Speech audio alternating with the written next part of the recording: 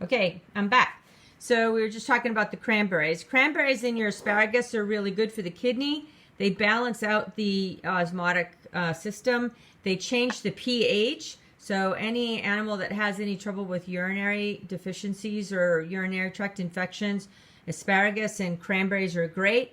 It's hard to get a cranberry into a dog because of its sour nature, but this is a great way of putting either regular cranberries in a broth, in a pot, or dried cranberries. My asparagus, I just chop them all up and put them in there, and that's why you can smell it in your pee after you eat asparagus, because it actually transfers through the kidney and cleans out all the toxins and balances out the pH, which when you have a urinary tract, bladder infection, kidney infection, your pH is off. So string beans, as I said, string beans are great bulk, they're great raw, and they're also great inside of a broth. Same with apple. Apple is actually a great flavor for inside of a broth, but it's also good for raw. Potato, I cook the potatoes. A lot of people give dogs raw potatoes. Mine don't seem to, their bellies don't seem to be happy a couple hours after I feed them raw potato.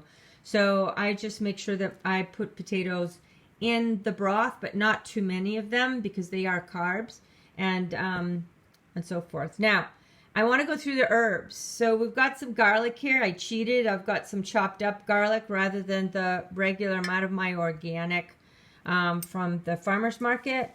But garlic for dogs is very, very important. There's a lot of controversy, but now there's enough studies to show that the garlic actually promotes good bacteria in the gut, and it gets rid of worms and parasites. It balances the blood sugars for, again, anybody who has any kind of blood sugar issue, diabetes, etc. Garlic is great. Dogs don't sweat like we do. So, reason why people stink after garlic is because the garlic sweats out through the body, which is cleaning out the body. That's why we stink. With dogs, they don't sweat out through their body, but it comes out through their fur and out through their feet. And so that's why it's really good for fleas and ticks, because it comes out through the coat and it keeps the fleas and ticks away. Rosemary, as I had said earlier, is a great anti-fungal and anti-viral. So a couple of the other herbs that I grow in the garden, it's growing time. You should be getting some seeds, is my oregano. I use a ton of it, as you can see, that jar here. I always have enough oregano in the house. Oregano is a great anti-bacterial, antiviral, anti-fungal, actually. And it's a really good builder for the immune system. Thyme is a really important one. No pun intended. Thyme actually helps us with antiviral, and it's an expectorant, so it'll help the body clear out the mucus lining. Basil is also really good for digestion. And then, of course, here's our turmeric.